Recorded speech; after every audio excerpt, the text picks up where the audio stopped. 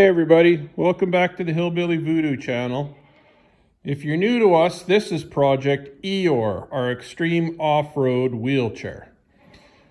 For a recap for people just catching up with us or finding us, we are taking an old lawn tractor, and we've chopped up the frame, and we're adding the skids and tracks off of a snowmobile onto the bottom of it to build some sort of off-road tracked vehicle wheelchair slash thingy.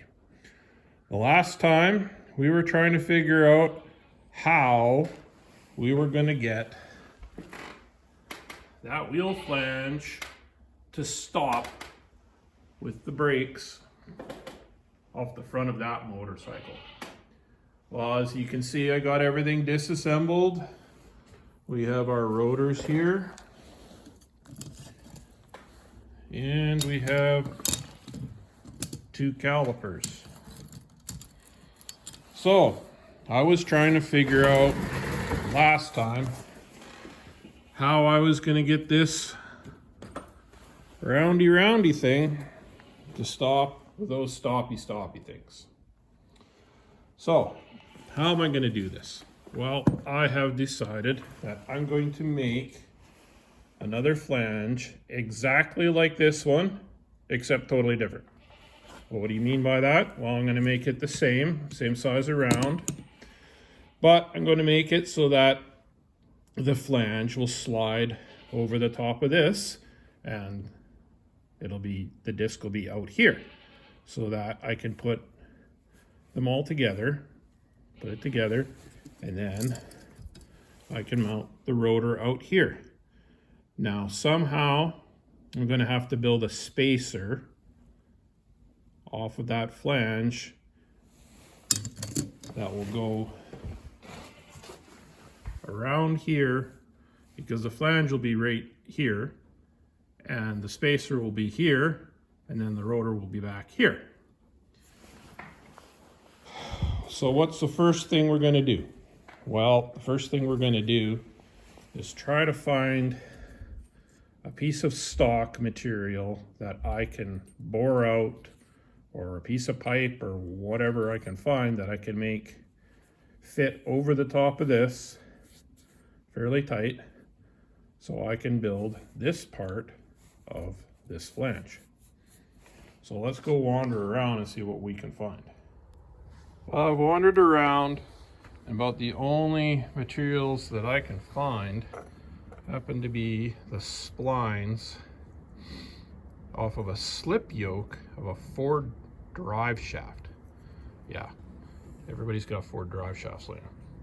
Anyways, that looks like if I mill those splines out of there, then that will be the perfect size. If I've measured correctly, if I cut all those splines out, it'll be the perfect size to slide over there. But you say, hey, that's not enough material, that's just a short little chunk. Well, I just happen to have piles and piles of drive shaft pieces laying around because I used to build drive shafts. So there's the male spline of something, and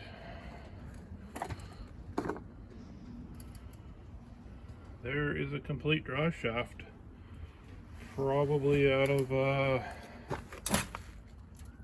I would say 70s Ford Bronco by the looks of it. Yeah, everybody's got 40-year-old Ford Bronco parts laying around. So I think we're going to pull that out of there. I'm going to pull that slip yoke off and chop it off of there and mill the splines out and make ourselves a collar. Got my slip yoke cut to the length that I think it should be. Now all I got to do is machine all those splines out of there. I've already stuffed it in the wood stove and annealed it, and I got two pieces the same length, so I can do one for each side. So now all I got to do is cut those splines out, and it should slide over there if everything is measured the way I think it is, but that doesn't always work out. Got our piece machined here. Machined all the splines out of the inside of it. And guess what? Fits perfect. Machined a bit of a collar in there so that when I make this part here, I can just slide it over, butt it up against there, and I know it should be square and true, and then I could just weld around there just like that one is. So now what do we got to find? We got to find a piece of steel like that, or something close to that thickness, that we can cut out a circle and bore out a hole and make the exact same thing as this, but different. I didn't really have to look too far for a piece of steel. I had this big giant old sprocket that was laying here on my bench amongst all the mess that I've already cut a chunk out of for some other project. So I'm going to take this piece of well casing, which is 6 inches, which is pretty damn close to the size of our little flangey thing. It'll give us enough room to machine it off. And I'm gonna stick that there, draw a circle, cut it out, and these just happen to be the forms that I use for making aluminum pancakes out of, so that I can make pulleys or anything like that on the lathe out of aluminum. So that'll be the same size as the spacer that we're going to use in behind it. So we'll scribe this all out here. We'll cut it out with a grinder because I don't have one of those fancy arc dried plasma cutter things. And then we'll stick it in the lathe and machine it true. Got our little metal pancake cut out here. All we used was a grinder and a cutoff wheel. Remember, people, you don't need expensive tools to do fabrication. The basics of fabrication are take something hard, the grinder wheel with the abrasives, and run it into something soft, the metal, which is softer than the grinding wheel. That's the basics of fabrication. Hit something soft with something hard.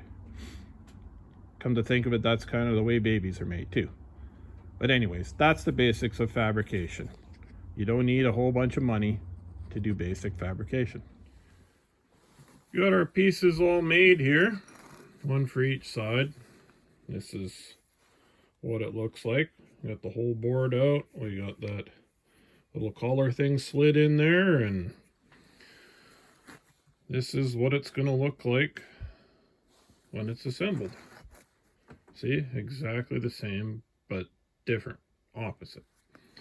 I got a shoulder machined in there so that the brake rotor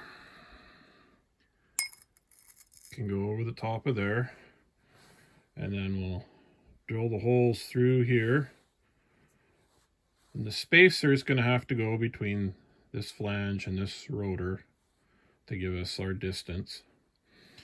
I'll do the drilling off camera because drilling ain't thrilling and nobody wants to see boring stuff. But if you're liking this content so far, give me a thumbs up, subscribe to my channel, and if you're one of those other channels that's ripping off my content and getting millions of thumbs up on your channel, well, you should probably subscribe too so you don't miss out on any really great stuff. Now we got to pour a spacer, or a big aluminum pancake, for in between these two.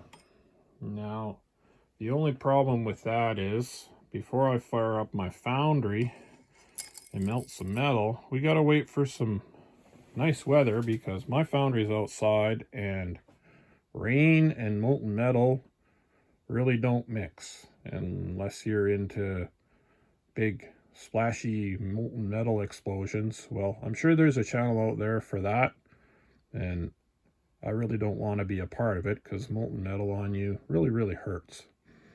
That being said, if anybody out there has a line on workwear that will fit a big giant vanilla gorilla and isn't going to cost me $1,000 and is fireproof or goat proof in my instance, leave a comment down in the comment section. And if anybody also knows of gloves that are also fireproof and will fit giant meat hooks like those, maybe you could leave a comment there too. I think we're going to leave this video here. And as soon as the weather smartens up for 5 minutes, I'll pull out the foundry and start melting us some metal. So until next time, remember, use what you got to make what you want.